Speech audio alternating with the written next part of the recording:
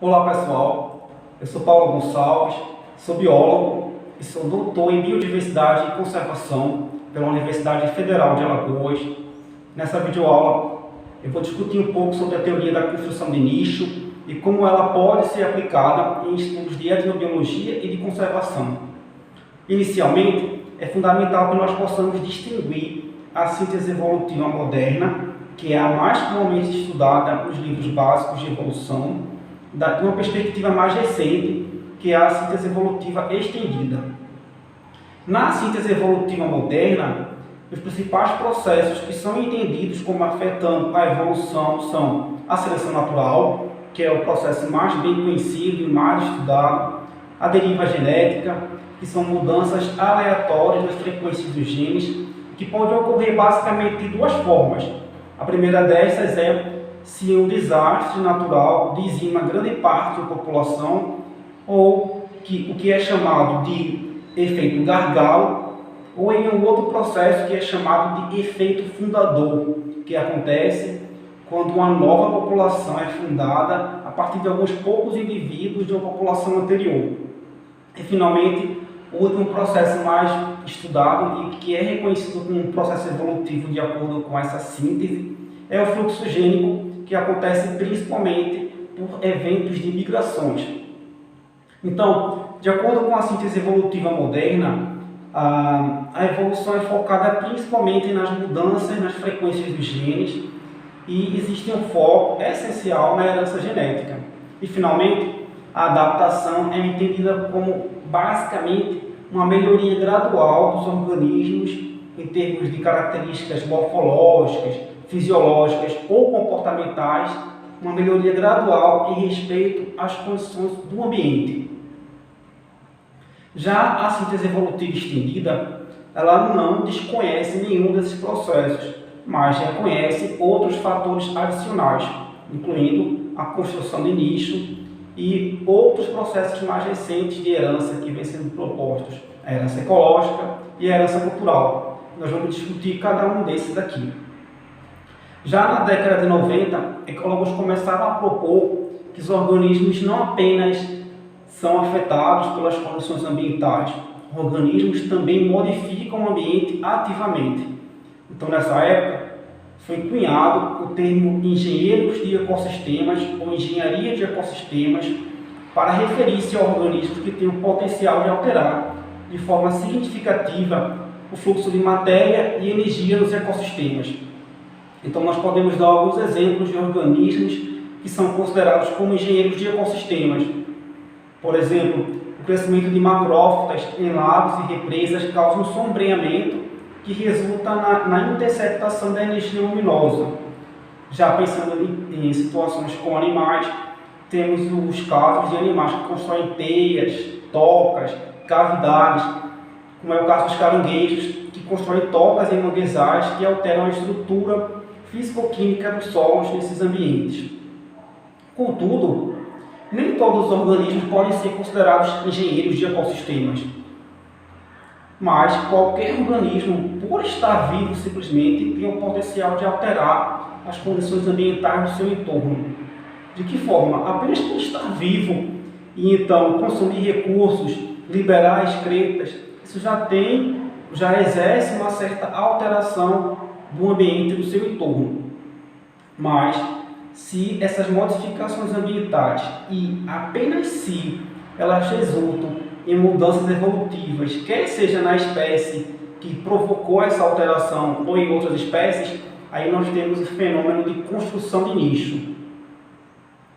Então, de acordo com os adeptos dessa teoria de construção de nicho, são exemplos de traços morfológicos ou comportamentais que surgiram em decorrência de construção de nicho. Por exemplo, o comportamento das abelhas em defender as suas colmeias.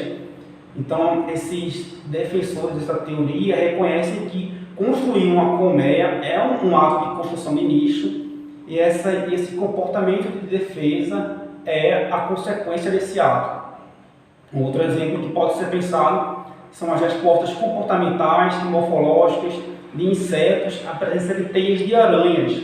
Então, nesse caso, nós temos as aranhas como construtoras de nicho e outras populações sendo afetadas ecologicamente e do ponto de vista evolutivo.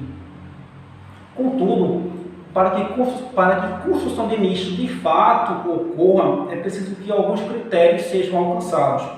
O primeiro destes é um critério do quanto que aquela modificação ambiental é importante. E isso pode ser representado pela frequência daquela modificação ambiental. Nós podemos pensar, por exemplo, em um fragmento florestal que tem uma população grande de aranhas que constroem teias, e apenas de fato, se essa população for grande, esse critério de importância, de frequência da modificação ambiental vai ser alcançado. E, finalmente, um segundo critério diz respeito à persistência da modificação ambiental. Essa persistência pode ser alcançada se os organismos modificam o ambiente o tempo todo, como é o caso das minhocas. E outra forma de alcançar esse critério de persistência é quando modificações ambientais são tão importantes que elas persistem por longo tempo, persistem até por um tempo de duração muito maior do que o tempo de vida do organismo que a produziu. E aí nós temos o fenômeno de herança ecológica. A herança ecológica é uma modificação ambiental tão substancial que ela deixa para a posteridade, para o futuro, um legado de pressões de seleção natural alteradas. Um exemplo que vem sendo discutido, que eu acho muito interessante, é o caso dos musgos em florestas temperadas, que criam verdadeiros lagos, verdadeiros pântanos, com pH baixo, com baixa concentração de oxigênio, que favorecem eles mesmos em detrimento de outras espécies de vegetais. Além disso, além da herança ecológica propriamente dita, existe um outro fenômeno de herança que é reconhecido na teoria da construção de nicho, que é a herança cultural. Então, nesse caso, nós não falamos em uma herança de um ambiente modificado, mas uma herança de um comportamento que pode ter sido aprendido por imitação ou até por transmissão de conhecimento. Esse tipo de herança não é restrito aos seres humanos. Pesquisas recentes mostram que animais com comportamentos complexos, como orcas, por exemplo, desenvolvem um sistema de conhecimento bastante complexo. Nas orcas, por exemplo, existe um sistema social bastante estruturado, no qual as fêmeas mais velhas lideram os bandos e elas apreendem certo tipo de conhecimento sobre o ambiente e transmitem para os indivíduos mais jovens, a tal ponto que tem gerado diferentes ecotipos, diferentes populações que alimentam-se de recursos diferentes. E isso tem, ao longo do tempo, gerado efeito fundador, como eu descrevi lá quando eu expliquei o que era a deriva genética. Mas agora, se nós pararmos para pensar especificamente no nosso caso, nos seres humanos, existem processos que são mais específicos.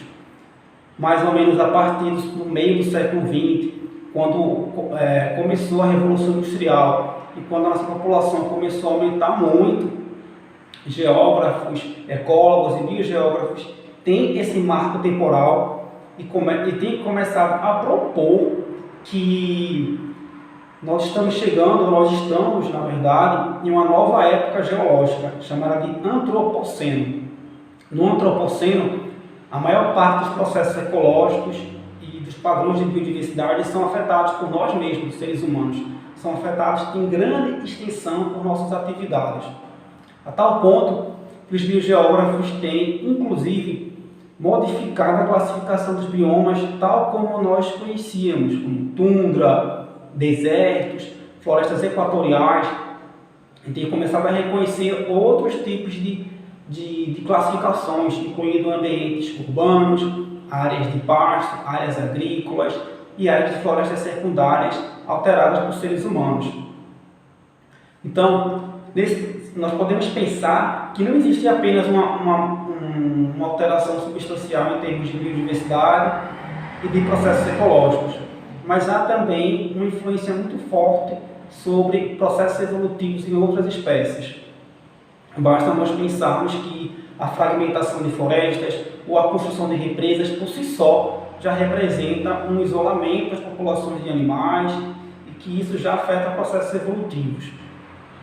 Então, além disso, um diferencial da teoria da construção de nicho e da síntese evolutiva estendida diz respeito à percepção sobre o processo de domesticação.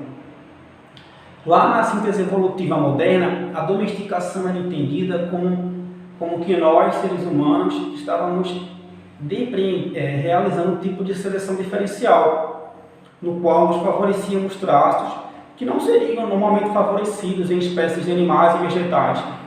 Nós podemos pensar ao tipo de comportamento manso em rebanhos de caprinos e bovinos. Isso não seria uma característica tipicamente favorecida pelo ambiente. Ou ainda o decréscimo no tamanho dos chifres de animais também não seria naturalmente favorecida pelo ambiente. Contudo, na construção de nicho, a domesticação é entendida como um processo de via dupla, como que ocorresse ou como que ocorre com a influenciação recíproca. Nós, humanos, afetamos vegetais e animais e também somos afetados por estes. Um exemplo clássico que vem sendo discutido é um processo de coevolução na genicultura que aconteceu quando nós, seres humanos, começamos a desenvolver a pecuária para consumo de leite. Ao longo do tempo, essa atividade criou uma pressão seletiva que aumentou a frequência de genes associados à digestão da lactose em humanos adultos. Então nós temos aí atividades culturais, a domesticação, favorecendo mudanças evolutivas em termos genéticos. Então por isso o termo coevolução genicultura. Além disso, um outro processo que vem sendo discutido e que de certa forma vai de contra ao que se pensava anteriormente sobre a evolução, é um processo chamado de um processo que diz respeito à evolução e ecologia ocorrendo ao mesmo tempo, influenciando-se de maneira recíproca, e que são chamados de dinâmicas ecoevolutivas. São exemplos de dinâmicas ecoevolutivas já bem descritas, algumas daquelas que nós trouxemos em um artigo do nosso grupo e que eu encaminhei como leitura suplementar, o caso de um estudo que ocorreu na Austrália, em uma situação na qual a proibição da atividade de pesca, não a proibição, mas um interdito com respeito ao tamanho das lagostas que poderiam ser pescadas, que as lagostas só poderiam ser pescadas a partir de um tamanho de 76 milímetros. Isso, ao longo das décadas, afetou o comprimento das populações dessa espécie e reduziu o tamanho corporal dessas lagostas. Da mesma forma, estudo recente, com base em material botânico de herbário, também demonstrou que a planta medicinal ginseng, nos Estados Unidos, tem sofrido um declínio em sua estatura em decorrência de uma possível pressão de extrativismo sobre os indivíduos de maior estatura. Contudo, a depender do cenário ou do objetivo de um estudo, não é necessário que nós tenhamos que estudar dinâmicas ecoevolutivas apenas ao longo de décadas. Por exemplo, estudos de ecologia na Caatinga têm mostrado que plantas em áreas mais impactadas pela atividade de pecuária ou pela coleta de madeira têm sofrido alterações em traços morfológicos e ecofisiológicos em decorrência, quer seja da pressão de coleta de madeira ou da pressão desenvolvida pela pecuária, ou em consequência de modificações ambientais que são decorrentes dessas atividades. Com respeito à atividade de caça, por exemplo, tem achados que mostram como o comportamento de caça de alguns animais tem resultado em mudanças comportamentais em mamíferos, quer seja em mudanças em respeito ao uso do ambiente, mudanças de forrageio, e que isso pode também ter consequências evolutivas. Temos também exemplos de estudos com plantas alimentícias nativas que estão em processos de domesticação incipiente, ou que são apenas manejadas, e que ao ser feita a comparação entre indivíduos, entre populações de plantas de áreas mais manejadas com plantas de áreas menos manejadas, já consegue-se ver também diferenças em respeito de traços morfológicos, como o comprimento ou biomassa dos frutos. Então é basicamente isso que eu tinha para falar. Foi uma videoaula apenas com conceitos bem gerais. Eu espero que vocês possam ler o material que foi enviado, ler também o material de leitura suplementar, e a gente se encontra em uma próxima live para discutir, tirar algumas dúvidas e conversar pessoalmente. Tchau, tchau, pessoal. Obrigado.